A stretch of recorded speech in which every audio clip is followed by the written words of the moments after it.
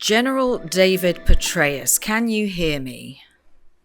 I can hear you just fine. How are you? Oh, fantastic. We're just going to fiddle with your audio, but just so that you know, this is Kasia Madera in Berlin. We always meet at the Warsaw Security Forum. So hello, lovely to see you again. And we bumped into Likewise. each other in the corridors of the Munich Security Conference. So you've had a busy time. We've all had a busy time.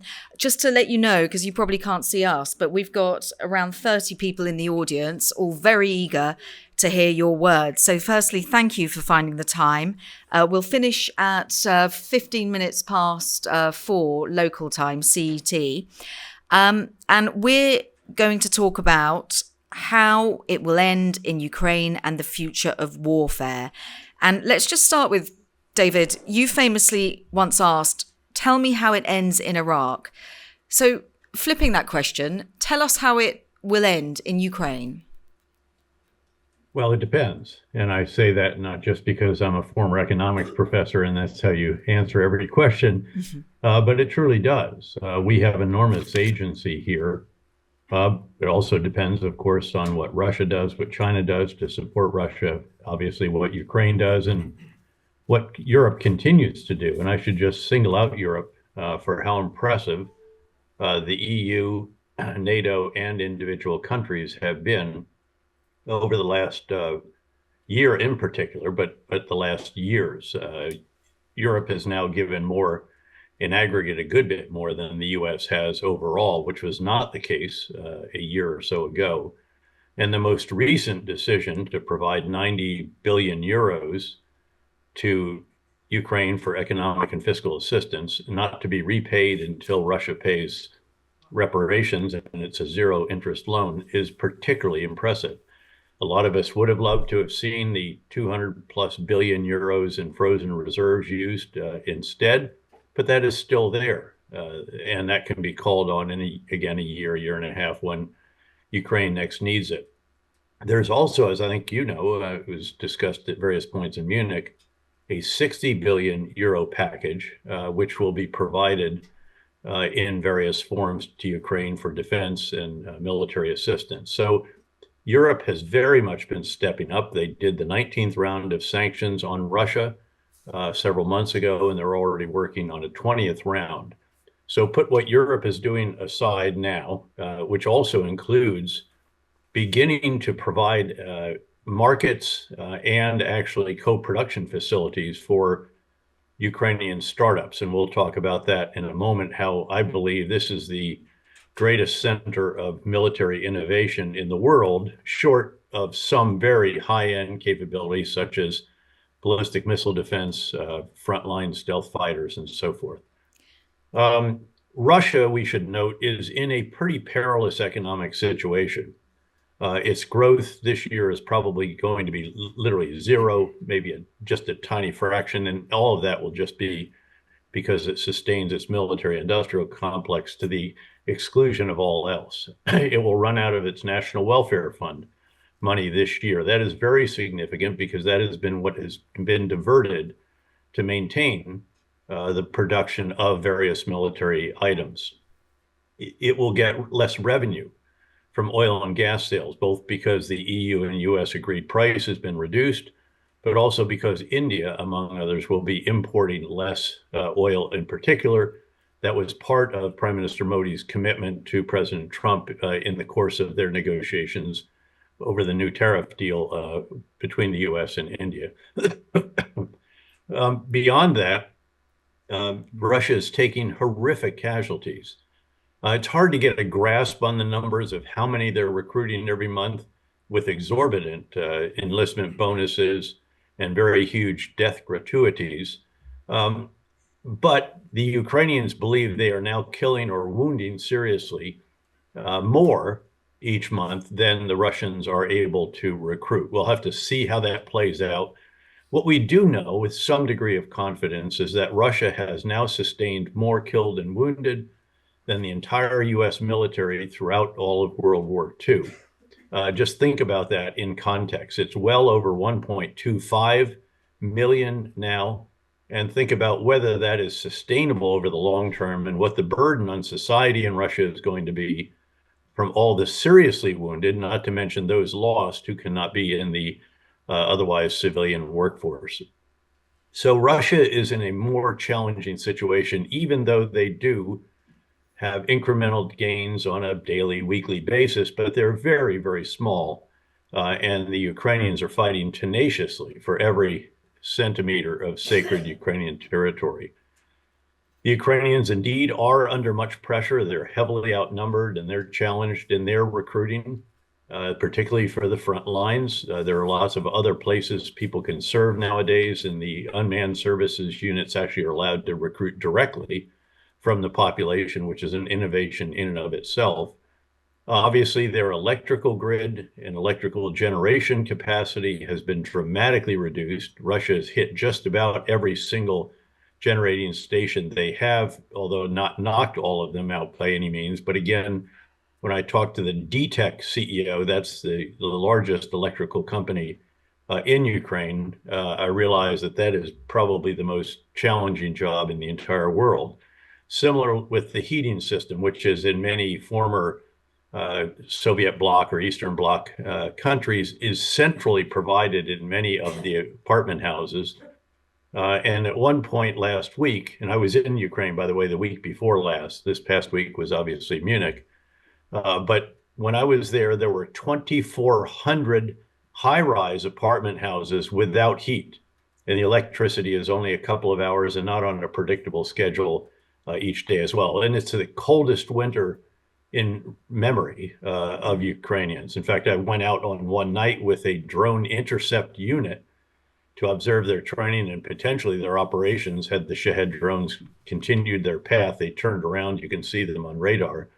And it was about as cold as I have been at any time since I went through winter ranger school in the mountains of North Georgia. Very, very cold indeed. So the Ukrainians do have enormous challenges, but this assistance from the EU is going to help them very, very considerably. And their innovation is absolutely off the charts. I talked to several different drone makers. One of them is making 3 million drones this year alone at 12 different manufacturing facilities. Another is making 5,000 per day of just one type, one important type of drone. Overall, the Ukrainians believe they'll make 7 million drones this year. And so they're using unmanned systems, and these are all types. This is not just aerial, it's also maritime, which has sunk 1/3 of the Black Sea Fleet and forced the rest of it to tie up in a port as far from Ukraine as they can get on the Black Sea. And it's now increasingly unmanned ground systems as well. In fact, it's so hazardous to drive that it's now vehicles without drivers. They're remotely driven. There are machine guns that can be remotely operated, mine layers that can be remotely operated, and also grenade launchers, among others. So what they're essentially doing is looking at every conceivable task that requires a human, including on the front lines, which now are no longer trench lines and defined front lines. They're essentially underground locations manned by the infantry, often in the basements of empty buildings, or literally in holes in the ground with enormous overhead cover on them because they're getting hammered by the ubiquitous drones, surveillance, glide bombs, artillery, and the rest. So tough for the Ukrainians, but again, the population and the military absolutely defiant, resolved, determined, and so forth. So what could change the dynamic? In particular, at this point, it would be for the U.S. to impose sanctions that are in the bill put forward by Senator Lindsey Graham, who said at Munich, and you may have heard him, that there will be a vote on that bill within 2 weeks. The Senate Majority Leader has committed to that. This would enable, together with the EU and together with other Western countries, much, much more pressure on an already fragile Russian economy, and really crush it in a way that hasn't been done so far. And if you couple that with going more aggressively against the shadow fleet that transports the oil and gas, often in vessels that are not up to code, don't have the insurance that they should have, and a variety of other shortcomings, the reduction, as I mentioned, in the revenue from oil and gas, And it also goes after those who provide components to Russia, and that is principally China, which is providing massive quantities of items that are needed in the Russian military industrial system, in which Russia cannot produce domestically. If you can do that while even more firmly resisting Russian advances on the ground, and then improve the ballistic missile defenses and counter drone defenses, something that, again, Europe is helping and the US needs to follow on as well. If you could do all of this, I actually think you could achieve a situation where it's Vladimir Putin who needs a cessation of hostilities as much as would Ukraine. So that would be, I guess, the ideal scenario if that could be done. I don't think it is at all unrealistic, especially now that Senator Graham has announced that there will be a vote in 2 weeks. Then there will have to be negotiations with the White House, which certainly in advance of President Trump's meeting with President Xi in April will not allow a bill to go forward that has 500% tariffs on countries that provide components to Russia. But that's negotiable, I'm sure. And they can iron that out and add US pressure economically in a way that hasn't been fully done before, noting that, to be fair, the Trump administration did sanction Rosneft and Lukoil, among others. So again, that's the way I'd like to see this play out. Again, that's based on 9 trips to Ukraine in the last 4 years, and sanctions on me, or whatever it is that you call it, by Vladimir Putin early on in the war for my support of Ukraine. So you've got a target on your back. As somebody else who's got a target on the back, Bill Browder, who pushed through the Global Magnitsky Act, he was saying that you should be targeting, and he was there at Munich campaigning for specifically targeting those, not countries, but actual companies, you mentioned in India, for example, that are still buying Russian oil. There are still countries buying Russian oil. There's still an appetite for it. Well, there is, and to be fair, you don't really want to cut it off entirely. Were you to take, over 5 billion or 5 million barrels per day, it's really probably somewhere around 6, 7, it's something like that. It's not fully known because, of course, a lot of this is done we're using the shadow fleet. But if you took that amount of oil off the market, it would spike the market without question.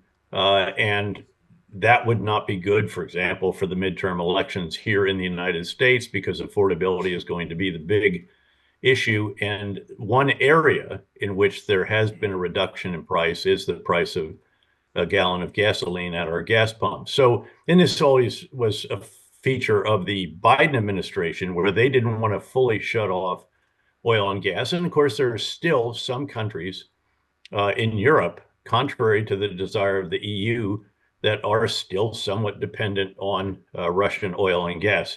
And I should note here that among the dynamics that are really significant when it comes to Europe is that it is having to transition from essentially being addicted to cheap Russian energy, gas and oil, addicted to cheap American security, and addicted to a Chinese market to which, for example, BMW and Mercedes used to sell a third of their cars, but no longer is that possible given the overproduction by Chinese auto companies, and frankly, the very impressive models that they are now churning out, particularly when you look at BYD and its electric vehicles.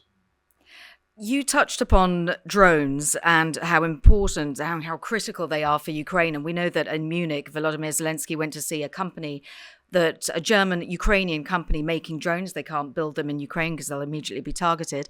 But David, so another change in the game is, of course, AI systems. Russia really using that to spread disinformation. There's Romania as well, always talking about this hybrid war that is ongoing. Russia doesn't need boots on the ground further into say, EU countries, because effectively it's already at war. Just talk us through how you feel that Sure. AI has changed the whole game. Well, it's much more than just in the cognitive space, as the description is. We've seen an expansion of the domains of warfare, air, ground, sea, and you can even divide up sea into undersea and surface of the sea, outer space.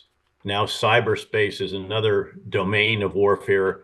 And then you have this cognitive space. And this has created enormous complexities on top of the so-called hybrid warfare that Russia is already waging on European countries, assassinating individuals in Europe. Remember Skripal and others.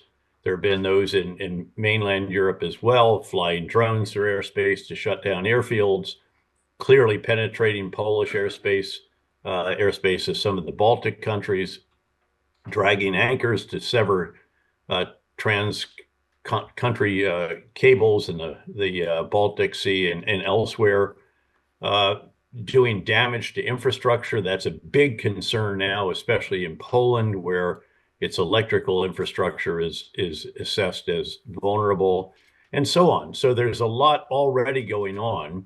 And then you add the cognitive space. And of course, it is a fact that Russia has tried to put a finger on the scales of various elections. It started, of course, in the United States in 2016, and they've just gotten more and more and more effective. And as you can use AI to carry out these operations, it's ever more challenging. Let me put it in perspective this way for you. When I commanded the surge in Iraq, we were operating, in a sense, in the cognitive space. In fact, we brought in a British political campaign organization, and we did what a political campaign does. You monitor every single media outlet. And in those days, that consisted of a number of TV channels that were being watched nonstop by native Arabic speakers and other language speakers as well, where that was relevant. We had every day, we got all the newspapers at that time. There was still hard copy, read all of the online news that was up, that was already at that time, and monitored the small number of social media sites that were devoted to what was going on in Iraq. You can't monitor all of the social media sites now. You can't get into the Signal chat rooms easily. I mean, this is all possible, but it takes an enormous amount of effort, skill, technical capabilities, and so forth. You do it to the best of your ability, and now you do it aided by machines, aided by increasingly AI software and large language models that help you do this. But the task is vastly greater. And the cognitive space is one that is being exploited very substantially by Russia in other countries, planting disinformation, misinformation, trying to increase debates, the heat of debates, trying to pour gasoline on burning embers, if you will. And also, by the way, shutting out similar efforts in its space, periodically even cutting off, Telegram or WhatsApp or what have you. So, and you look at a country like China, which has nearly perfected this, controls what goes on in social media very, very substantially. So another challenge. And once again, we have higher standards. We generally don't engage in this kind of activity. In fact, I'll remind you that when I was in Iraq and had this series of admonitions, if you will, that were the counterinsurgency guidance that I personally issued to every soldier, sailor, airman, Marine, Coast Guardsman, and civilian of the multinational force Iraq. There were hundreds of thousands of them. The point about dealing with the press was to be first with the truth. In other words, get the facts out as we understand them as quickly as we could to try to get to the headline rather than being the subhead. Because, of course, the extremist groups or the Iranian-supported militia and others, they all had the CNN Baghdad field office dialed into their smartphones just as well as we did. So we tend to avoid this kind of misinformation or disinformation. We tend to believe that it both undermines your credibility if it's found out, and generally it's difficult to carry out over time for countries, again, that have norms and values and standards. So Russia is very, very active in this world. They always have been. This is Maskarovska and so forth with deception and so on. And they've very much perfected it in the cognitive space, creating real challenges for our societies, our political campaigns, and how everything operates in Europe in particular. We're jumping around all over the world, but obviously this is all interconnected, and your experience and lived experience is absolutely fascinating. You know that Trump is pushing for early elections, a referendum in Ukraine by May. I mean, that's really unrealistic. He wants the end of the war by June. From your experience with Iraq and Afghanistan, what's your sense of the planning for the day after? Because obviously we know with Iraq, it was, society it disbanded, ISIS came forward. Afghanistan, I don't need to tell everybody here in the audience, it was a disaster with the Taliban. So from your experience, especially in Afghanistan, the importance of planning for the next day, because that seems like something that people aren't talking about it enough. Well, frankly, we didn't do it well for either Iraq or Afghanistan. The challenge in Afghanistan was that the operation went much more rapidly than people thought, which was toppling the Taliban because they would not give up Osama bin Laden. And then we also, of course, eliminated the sanctuary that he enjoyed in eastern Afghanistan, even though he did get away and get to Pakistan with some of his supporters, as did many of the Taliban. And then we took our eye off the ball. We really didn't return to it for another 5 or 6 years because, as Admiral Mullen used to say, the chairman of the Joint Chiefs, in Iraq, we do what we must. And in Afghanistan, we do what we can, and what we can has never been enough. In fact, I have argued that we didn't even get the big ideas right. In other words, the right strategy for Afghanistan for a good 7 or so years. And it took another year to get the inputs sufficiently right that we could actually execute the strategy that we should have been using all along. And then we only kept it right for about 6 months before we began a drawdown of the force that was announced in the same speech that announced the buildup, which is not a way to convince an adversary that you're really committed to doing what it takes to counter them. And then eventually, of course, we didn't have to withdraw from Afghanistan at all. It was a sustainable war. Sustainability is measured by the expenditure of your blood and treasure. We hadn't lost a soldier in 18 months, nor had the NATO allies that were there and wanted to stay. And the cost, $25 billion, was more than affordable in a defense budget of, at that time, probably 850 billion, now headed to over $1 trillion. So that's Afghanistan. And then Iraq, the planning for the day after was wholly inadequate. I remember asking, actually, I was a 2-star general for the invasion, commanding the 101st Airborne Division. And I asked in Kuwait at the final get-together where they had the individuals who were heading the so-called Organization for Reconstruction Humanitarian Assistance. And I said, could you give us a little more detail about what happens after we topple the regime?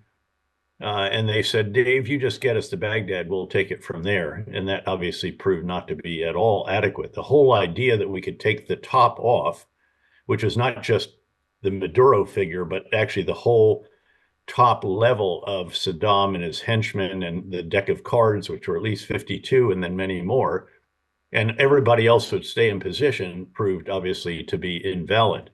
And so we broke it, we owned it. And then it was compounded by the terrible decisions to fire the entire Iraqi military without telling them how we're going to take care of them and enable them to take care of themselves and their families. And then compounded it by firing the entire Ba'ath Party. That was Saddam's party, but it was a one-party state. So everybody was a Ba'ath Party member. But this included all the way down to the level of many, many tens of thousands of bureaucrats, mostly Western educated, many in the UK, I should add, in particular. And would have helped us govern, if you will, administer a country that we didn't sufficiently understand. And it took years to get a reconciliation process. I got one early on myself up in Mosul, which made a huge difference. I got an exception to the policy from Ambassador Bremer, but no one else did. And then it wasn't until the surge in Iraq, when I took command, that we established a reconciliation process, first ourselves and then over time with the Iraqi government. So these are the problems in each of those locations. Now, when it comes to Ukraine, actually, I think there is enormous thinking about the day after. Whether it is sufficient or not, I think could be debated, but my sense is that the whole discussion by the coalition of the willing, as they have been batting the ideas around, has been quite constructive. And as they recognize that they're not going to do what would be the most dependable assurance force or security guarantee, which would be to put their troops on the front lines so that Russia would kill them at the same time that they kill Ukrainians in any kind of ceasefire violation. There's a recognition, I think, that the way to ensure deterrence is not only to have forces on the soil, which again, I don't find all that particularly convincing or impressive if I'm Russia, if they're back in the interior, but it's promises that if you do this, we'll crush you with sanctions again, and we'll provide all the following to Ukraine, and you're going to be right back in the difficult situation you were starting in 2026 if the U.S. comes through with sanctions. There are also provisions the U.S. would help with confirming or denying sanctions or ceasefire violations.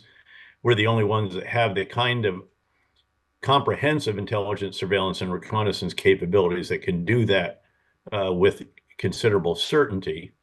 But so I actually think there has been a lot of thought that has gone into that, including, by the way, in how, when the guns fall silent, Ukraine will be the arsenal of democracy for the entire Western world when it comes to many of the systems required to carry out war in the future. And again, particularly unmanned systems of all types with enormous creativity, cheap products that are very, very effective. The fact is that the US systems that were so impressive when they went into Ukraine, in many cases, no longer work. The precision artillery is not as precise. The suicide drones can be jammed.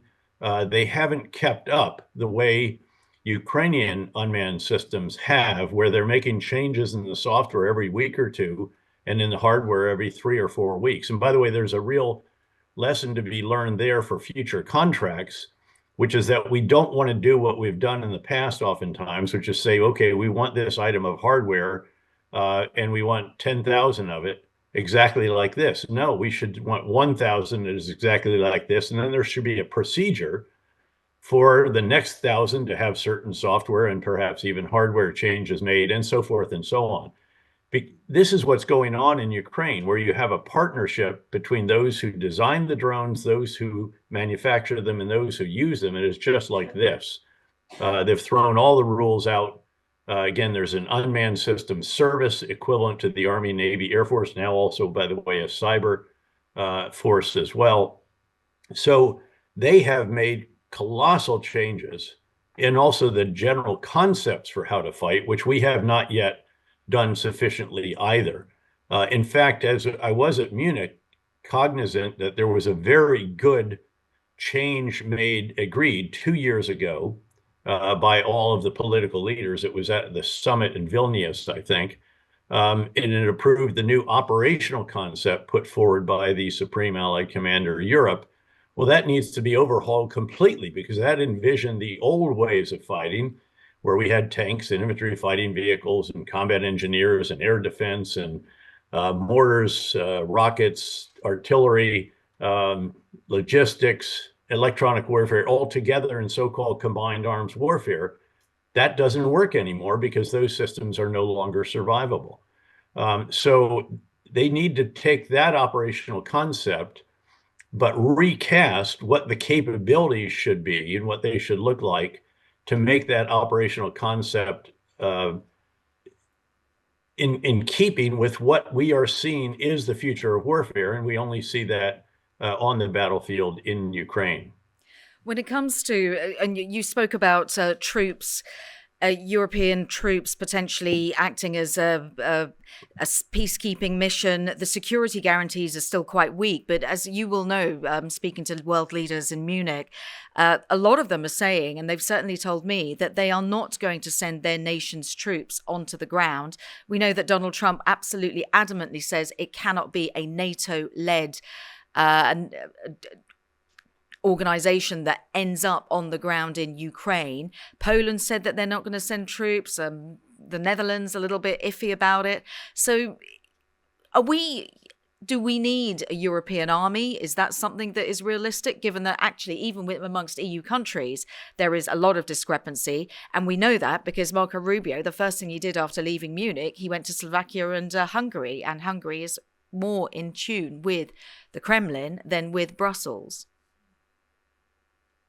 Well, I've always had a degree of skepticism about an EU force. I mean, there are various initiatives. There is some kind of notional structure. There's somebody who actually, I think it's a deputy supreme allied commander, although perhaps not anymore since UK is not a member of the EU. But there's a four-star that is in some capacity at NATO headquarters, or at Supreme Headquarters Allied Powers Europe, who is dual-hatted as the EU force commander. But there's no real structure to this. It's basically using the same forces that are already committed to NATO, and any serious operation is just unthinkable, given that it's the U.S. enablers that are what enable any NATO operation. Keep in mind that even with all of the increased defense spending of all the other NATO countries, so now including the UK, the US will still end up spending nearly twice as much as they do. And we spend it in a much more rational manner, with some exceptions. Of course, we tend to buy legacy systems far too long. Individual members of Congress and the Senate can force us to buy more of what's made in their district, even if, for example, the Air Force says, no more, please. We have too many.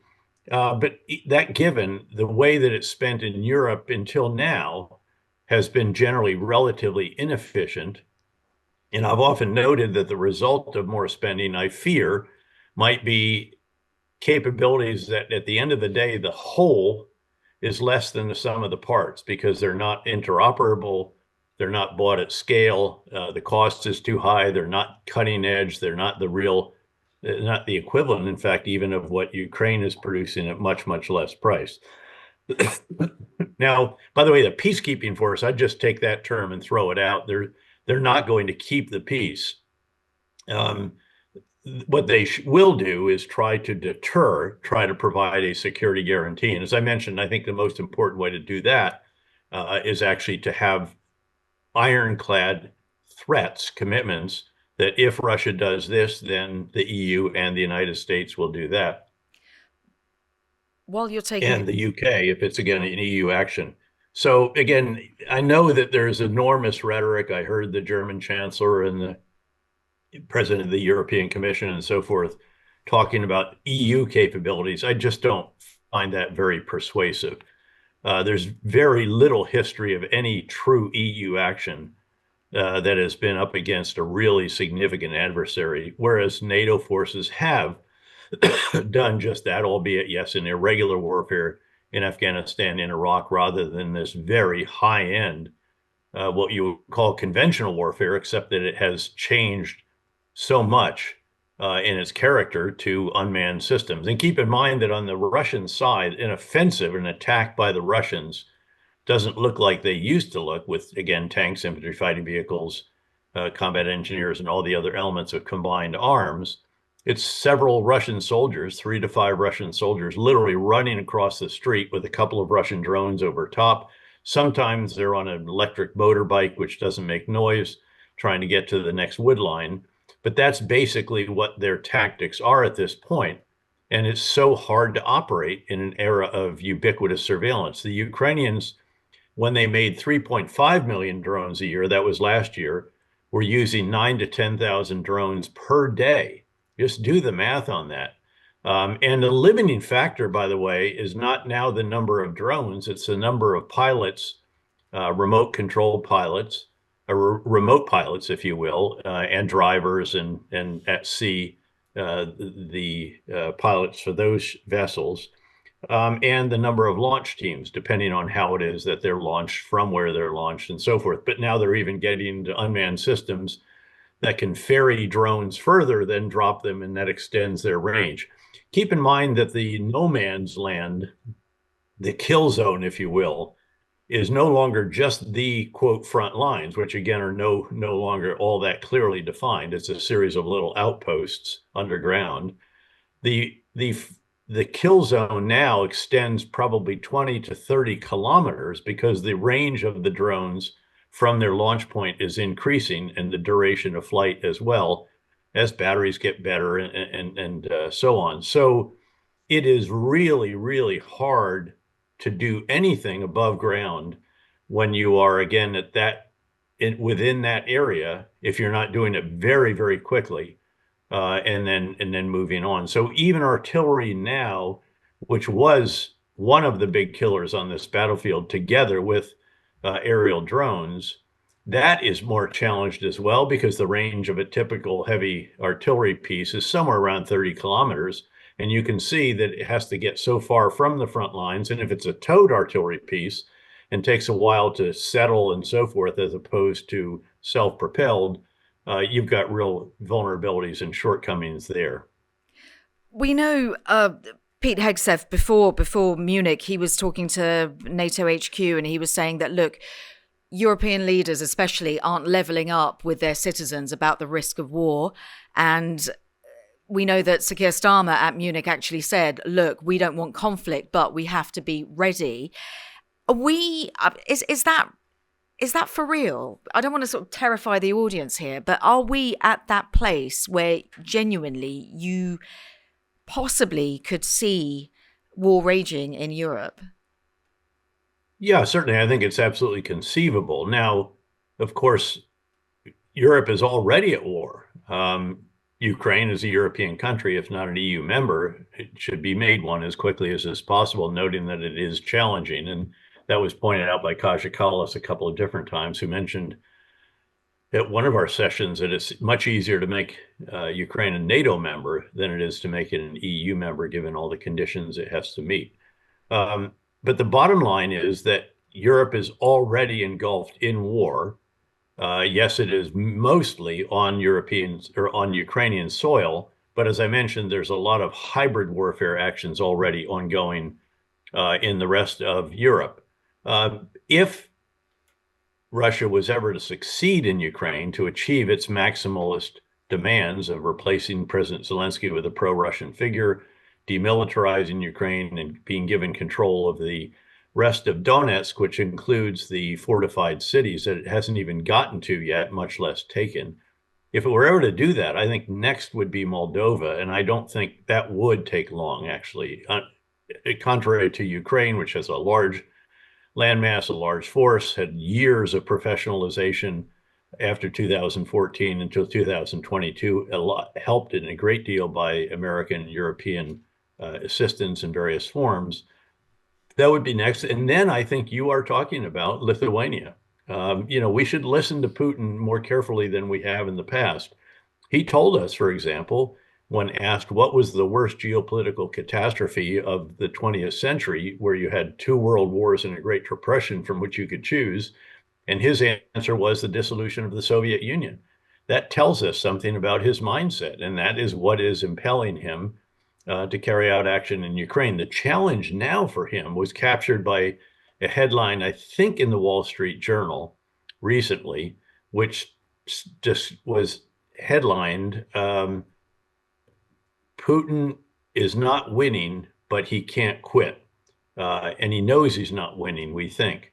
But what we've got to make it clear to him is that not only is he not winning, but he has to quit, because he can't sustain the cost in blood and treasure and economic downturn, noting that interest rates are so high that nobody's going to borrow and invest in Russia, diverting a lot of the labor force, or actually recruiting laborers in Africa and elsewhere to replace those who are going off to war. And the ruble's down, and again, growth is nil with the National Welfare Fund running out this year. So he faces a real world of economic hurt over the course of this year. And if we can hasten the moment where he finally understands that he can't continue or should seek a cessation of hostilities, that would be the ideal outcome at this point.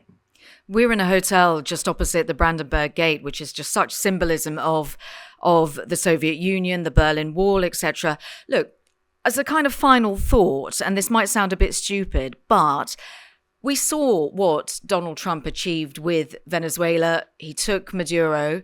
Why can he do something like that with Putin, or is that just simply impossible? Give us an insight. Well, the challenge here is, of course, that he wants to negotiate with Putin. By the way, it's a similar challenge with President Xi, except that President Xi has real economic tools to counter U.S. tariffs and other threats and actions. They have cornered the market. They have oligopolistic, if not monopolistic, powers in certain key sectors of strategic and rare earth minerals. In other areas, battery technology, solar panels. In fact, they put more alternative energy, renewable energy on the grid last year than did all the rest of the world combined. So they've really got power in that regard. And in this regard, Putin's power is that he could be the key to a cessation of hostilities. And keep in mind that there are both personal and professional objectives for President Trump, because ending this war, if it were to be ended in a durable and sustainable way, really would, I think, warrant serious consideration by the Nobel Peace Prize Committee. This is something he's been very clear about his aspiration for. So he also, I think, looks at some leaders around the world differently than he does from others. And he sees those that have absolute power with a slight degree probably of envy.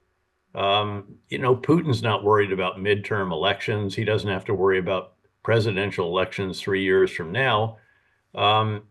He has unfettered power, enormous wealth, great palaces and dachas and so forth. The one down in the Black Sea, particularly impressive. And again, I think there's a sense that he is someone with whom you can and should do business, whether that's, again, debatable or not. So he's really trying to figure out how to bring this to a close, having said in his campaign that he would end it in 24 hours. And so it eats at him in that regard as well.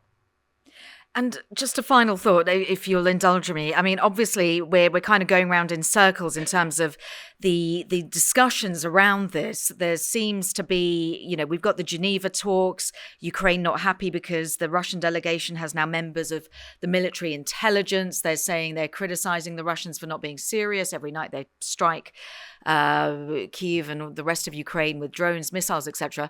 So the nuclear option, is that an option, David?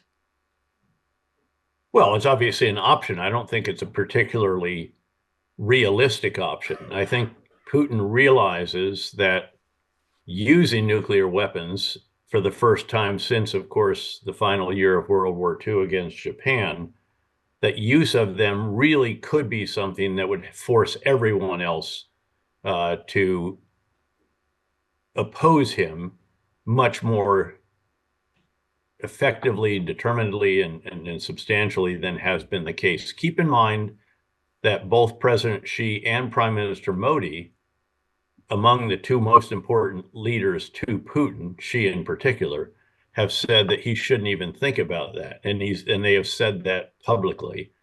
So I think that is not really an option. I felt that the Biden administration far too long worried about that and dithered and delayed in decisions on critical weapon systems that at the time might have played a central role in helping Ukraine retake some of the territory. So I'm talking about the M1 tank decision, which also led to a delay in Berlin on the decision about Leopards. And it wasn't just Germany giving Leopards, it's all the other countries that have Leopards that wanted to give them were prevented as well. The F-16 decision, the multiple launch rocket system decision, the Army tactical missile system, every one of these was eventually approved. And I would argue with Jake Sullivan and John Feiner, the National Security Advisor, and his deputy, that, you're going to make this decision. There is no alternative to the F-16. It is the ubiquitous fighter in the hands, not just of the U.S., but of all of our allies. Yeah, you might actually argue that the Swedish Gripen is better. I would, in fact, and Ukraine is going to buy some of those. But again, at the time, the most expeditious way to get Ukraine further capability in its Air Force, given that there were no more MiGs anywhere in Western countries that could be given to them, it had to be the F-16. And yet there was the delay, unconscionable delay, I think, that was, again, a result of this indecision in the White House. But often it had to do with some fear of use of nuclear weapons by Russia, which was rattling the nuclear saber periodically and still does. I just don't see that as particularly credible at this point. And, I actually made the statement once that, it would never be seriously taken unless Putin had his back to the wall or was in a corner of this kind of metaphorical image. The truth is, even when he's in the corner, there's still something he has left, and that is his life. So again, I just don't see that as a realistic concern at this point in time. Well, do you know what? It's good to actually end on a slightly positive note. I mean, if that's what you can call it. But General David Petraeus, from us here in Berlin, me, Kasia, Madera especially, thank you so much for speaking to us, and we will see you hopefully on soon. So thank you so much for your insights and your time as well. Take care. We'll see you in Doha, if not sooner. Yeah, see you there. Thank you. Thank you very much. Great to be with you. Thank you.